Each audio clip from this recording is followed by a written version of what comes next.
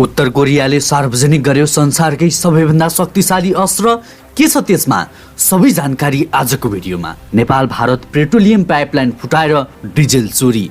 भर्खर विवाह गरेका कलिला दम्पति गैर कानुनी धन्दामा। भारतीय कोरोना खोप कोभिसिल्डलाई नेपालले दियो आपतकालीन प्रयोगको अनुमति। माघ 7 गतेदेखि 15 लाख पुरस्कार राशिको राष्ट्रिय महिला लीग हुँदै हालसम्मकै ठुलो आइपिओमा एकै दिन करिब 4 अर्बको आवेदन। लोड सेडिङ मैले हटाए जस कुलमान र जनार्दनलाई दिए। ऊर्जा मन्त्री टोप बहादुर रायमाझीको आक्रोश। प्रधानमन्त्रीले संविधानको धारा नै उल्लेख नगरी संसद विघटनको सिफारिस गरेको खुलासा। कोरोना संक्रमितलाई सुरक्षित बोक्न आविष्कार केन्द्रले बनायो आइसोलेसन च्याम्बर। नेपाली शेयर बजारकै सबैभन्दा ठुलो आइपिओ खुला। कतिसम्म भर्ने सम्पूर्ण जानकारी आजको भिडियोमा। विप्लव समूहले सार्वजनिक गर्यो नेपाल बन्द सहित संघर्षका कार्यक्रम। म्याद सकिएको खाद्य वस्तु बेचेको भेटिएपछि घरेलु उद्योगलाई 2 लाख जरिवाना लगायतका महत्त्वपूर्ण खबरहरूको साथमा म सन्तोष कठायत उपस्थित भइसकेको छु। पुरा भिडियो हेर्न र हाम्रो भिडियोलाई लाइक, कमेन्ट र शेयर गर्न नबिर्सिनुहोला। दर्शकबिन, पछिल्लो समय बिजुली पटक पटक किन जान्छ भन्ने आम जनताको चासो छ। फेरि लोड सेडिङ हुने त होइन भन्ने आशंका पनि गर्न थालेका छन्। तर नेपाल विद्युत प्राधिकरण अब लोड सेडिङ इतिहास भएको बताउँदै आएको छ। लोड सेडिङ मैले हटाएँ जस कुलमान र जनार्दनलाई दिए भनेका ऊर्जा मन्त्री रायमाझीको कुरा यस्तो छ। सरकारका ऊर्जा तथा जलस्रोत मन्त्री टोप बहादुर रायमाझीले आफू अघिल्लो पटक ऊर्जा मन्त्री हुँदा लोड सेडिङ हटाउन आफैले योजना बनाएको, तर त्यसको जस कुलमान र जनार्दन शर्माले लिएको बताएका छन्। अब ऊर्जा सङ्कट आउनेतर्फ ध्यान केन्द्रित गर्नुपर्ने बताउँदै पार्टी फुटको सन्दर्भमा प्रचण्डहरूले जनयुद्धको लेगेसी छाडेको कारण आफू ओलीतिर लागेको बताए। आफूहरू जनयुद्धको मर्म र भावना सम्बद्ध रहेको बताउँदै उनले जनयुद्धको लेगेसी छाडेकै कारण बाबुराम वैद्य, विप्लव हुँदै रामबहादुर थापा, मणि थापा आफू लगायतले प्रचण्डलाई साथ नदिएको बताएका हुन्। लोड सेडिङ आफूले हटाएको, तर त्यसको जस जनार्दन र कुलमान घिसिङले लिएको भन्दै ऊर्जा खपत गर्न आफूले सबै योजना बनाएको बताए। एमसिसी बारे धारणा राख्दै मन्त्री रायमाझीले एमसिसी बारे लागू गर्ने वा नगर्ने तत्काल निर्णय गर्नुपर्ने उल्लेख गरेका थिए।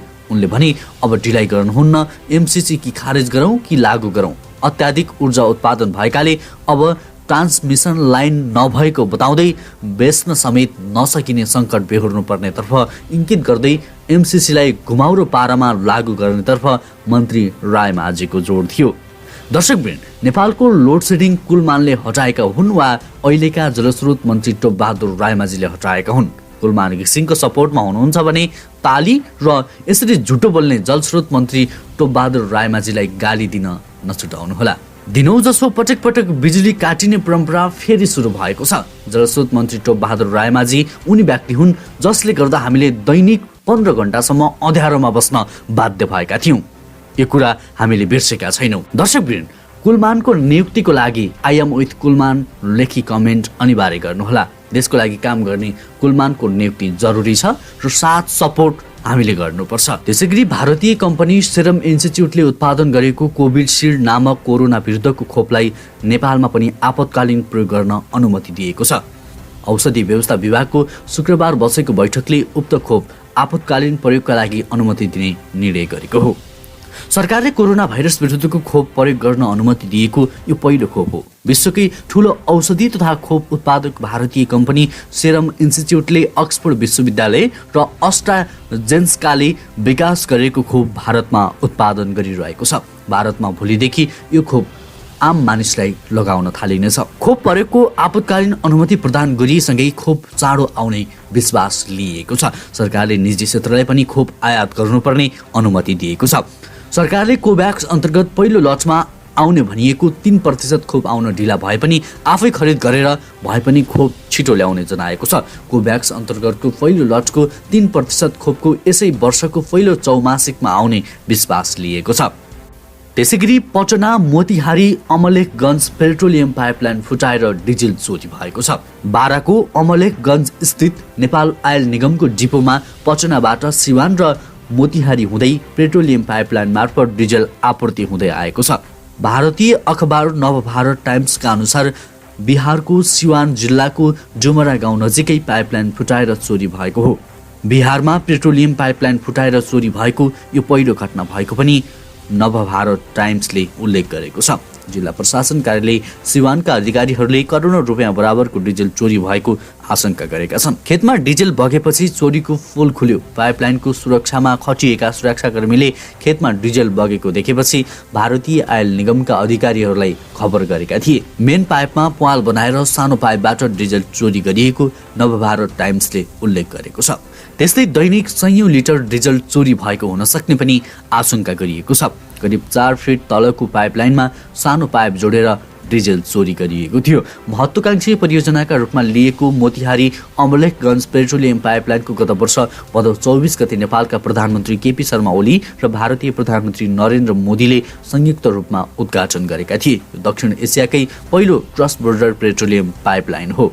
त्यसैगरी प्रधानमन्त्री केपी शर्मा ओलीले संविधानको धारा नै उल्लेख नगरी प्रतिनिधि सभा विघटनका लागि राष्ट्रपति समक्ष सिफारिस गरेको खुलेको छ। गत पुस 5 गते प्रधानमन्त्री ओलीले गरेको सिफारिसमा संविधानको कुनै पनि धारा उल्लेख नभए पनि राष्ट्रपति कार्यालयबाट विघटन भएको सूचना जारी गर्दा संविधानको धारा 76, 1 र 7, धारा 85 तथा संसदीय व्यवस्थाका राष्ट्रिय र अन्तर्राष्ट्रिय अभ्यास अनुसार भनी थपिएको पाइएको हो। वरिष्ठ अधिवक्ता रमण श्रेष्ठले शुक्रबारको संवैधानिक इजलासमा प्रधानमन्त्रीको सिफारिसमा संविधानको धारा उल्लेख नै नभएको विषय उठाएका हुन्। उनले प्रधानमन्त्री तथा मन्त्री परिषदको पुस 7 गते बसेको निर्णय इजलासलाई देखाउँदै आपत्ति जनाएका थिए। उनले प्रधानमन्त्री तथा मन्त्री परिषदको कार्यालयका कागजात सील गर्न पनि सर्वोच्च अदालतको संवैधानिक इजलासलाई आग्रह गरेका थिए। यसैबीच सर्वोच्च अदालतको संवैधानिक इजलासमा विचाराधीन अवस्थामा रहेकै बेला न्यायाधीशहरूले प्रधानमन्त्री ओलीलाई भेटेको भन्दै रिट निवेदकले असन्तोष जनाएका थिए। रिट निवेदक तथा विघटित प्रतिनिधि सभा सदस्य शशि श्रेष्ठले पुस 26 र 27 गते 4 न्यायाधीशहरूले प्रधानमन्त्रीलाई भेटेको भन्दै उनले संवैधानिक इजलासमा आपत्ति जनाएकी हुन्।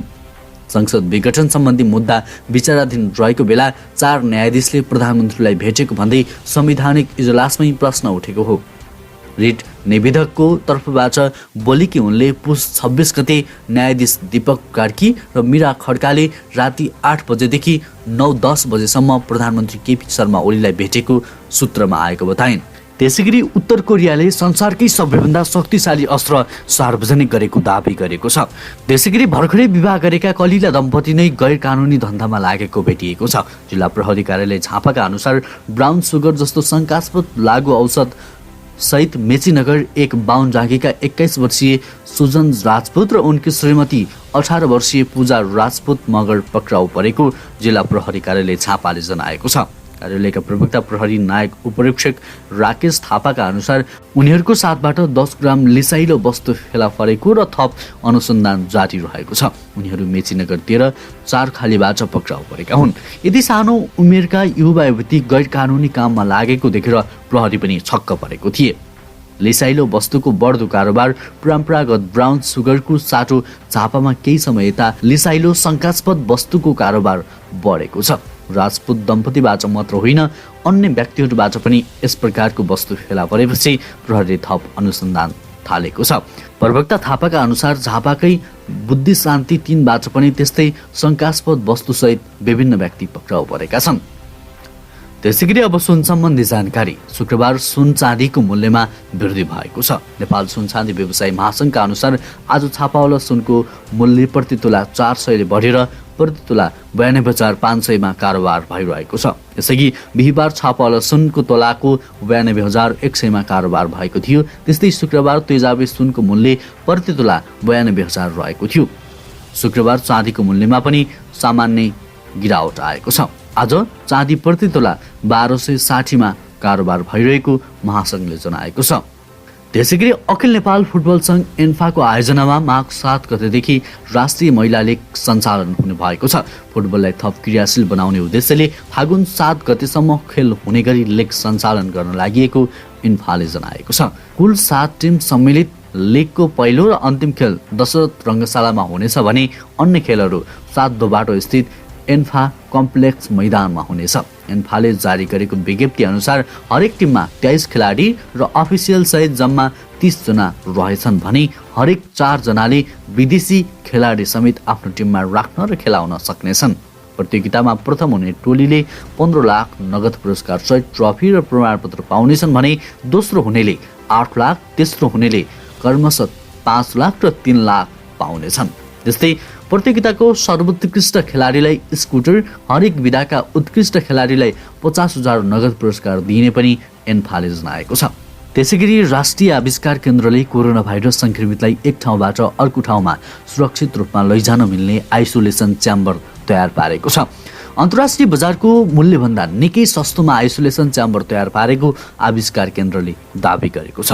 केन्द्रका अध्यक्ष समेत रहेका महावीर पुनले सामाजिक सञ्जालमा लेखेका छन्, राष्ट्रिय आविष्कार केन्द्रमा बनेको हेलिकप्टरमा कोरोनाको बिरामी बोक्ने मनाङ एयरले लगेको आइसोलेसन च्याम्बर 2वटा कम्पनीले मात्र त्यसको स्वीकृति पाएका छन्। अनुमति पाउने अर्को कम्पनी कैलाश एयर चाइनाबाट ल्याएको सो च्याम्बर 3 लाख रुपियाँ जति पर्नेछ।